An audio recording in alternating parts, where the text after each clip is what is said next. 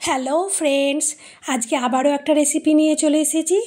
আজকের রেসিপি গোলাপ জামুন দিয়ে মিল্ক ড্রিঙ্ক। তো আমি কৃষ্ণা আর তোমরা দেখছো Krishna cooking and blogging channel. তো মিল্ক ড্রিঙ্ক বানানোর জন্য আমি প্রথমেই কিন্তু এখানে জেলিটা তৈরি করে নেব। তো দেখো, একটা বড় পাত্রে জল নিয়ে নিয়েছি। তো জল নিয়েছি এখানে 500 গ্রাম। এবার জলটা ভালো করে ফুটিয়ে নেওয়ার পর কিছুক্ষণ ঠান্ডা করে নিলাম। তারপর যে প্যাকেটের মধ্যে পাওয়া যায় দুই প্যাকেটই কিন্তু আমি এখানে ঢেলে দিয়েছি। তোমরা চাইলে হাফ যদি করো তো হাফ জল দেবে আর হাফ প্যাকেট দিয়ে দেবে। তো আমি এখানে দুটো থালাতে জেলি তৈরি করে নিয়েছি। আর এটা ঢালার পর নর্মালি কিন্তু রেখে দিতে হবে, ঢাকা দিলে হবে না।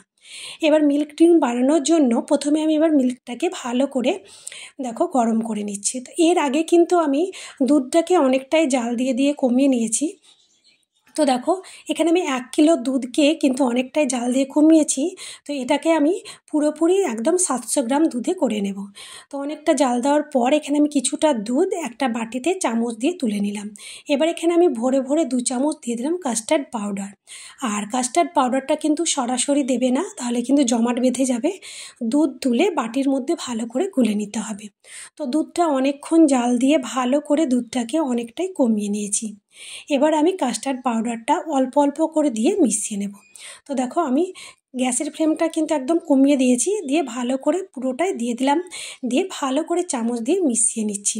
তো দেখো, এবার খুব সুন্দর করে মেশানোর পর আরও কিছুক্ষণ এটা আমি একটু জাল করে নেব। তো এবার আমি এখানে মিষ্টির জন্য চিনি দিয়ে দিচ্ছি। তো এখানে খুব একটা বেশি চিনি দেওয়া দরকার নেই। তো এখানে আমি ওই 5 চামচ মতো চিনি দিয়েছি, চা চামচের। তো মিষ্টিটা নিজেদের ইচ্ছে অনুযায়ী করবে, যতটা মিষ্টি খাবে সেই অনুযায়ী এখানে চিনিটা দেবে। এবার চিনি দিয়ে ভালো করে ফুটিয়ে নিলাম। তো কাস্টার্ড দুধটা কিন্তু রেডি হয়ে এসেছে। এবার এদিকে আমি একটা মিক্সির জার নিয়েছি, এখানে আমি দিয়ে দেবো কাজু বাদাম আর দিয়ে দিলাম আমন্ড বাদাম।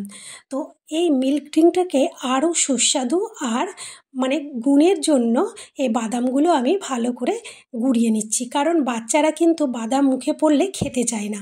তার জন্য এখানে যদি গুঁড়ো করে দেওয়া হয় তাহলে টেস্টও বাড়ে, আর এটা খুব সুন্দর লাগে কিন্তু খেতে, আর একদম মিশে যায়, বোঝাই যাবে না যেটা দিয়েছি। এবার দেখো, কাস্টার্ড দুধের মধ্যে আমি বাদামগুলো দিয়ে ভালো করে মিশিয়ে নিয়েছি।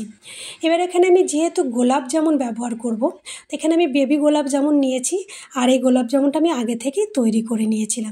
এবার আমি কাস্টার্ড দুধটা দুটো একটু বড় সাইজের চ্যাপ্টার, যেহেতু কাপ বলো বা গ্লাস বলো নিতে হবে। এবার আমি দুধটা প্রথমে ঢেলে দিলাম, তারপর যেই গোলাপ জামুনগুলো কেটে রেখেছিলাম সেইগুলো দিয়ে দিলাম, তারপর দিয়ে দিলাম জেলি, তারপর উপর থেকে দিয়ে দিলাম একটু আমন্ড বাদাম কুচি। তো আমন্ড বাদাম কুচি অনেকেই হয়তো খেতে চাও না, মুখে পড়লে বিরক্ত লাগে, এটা কিন্তু না দিলেও পারবে। তো আজকের রেসিপিটি কিন্তু একদম নতুনত্ব, তোমরা কিন্তু অবশ্যই বাড়িতে একবার ট্রাই করে দেখবে ভীষণ ভালো লাগবে, আর একবার যদি এটা খাও বারবার খেতে ইচ্ছে করবে। তো আজকের মতো ভিডিও এখানেই শেষ করি।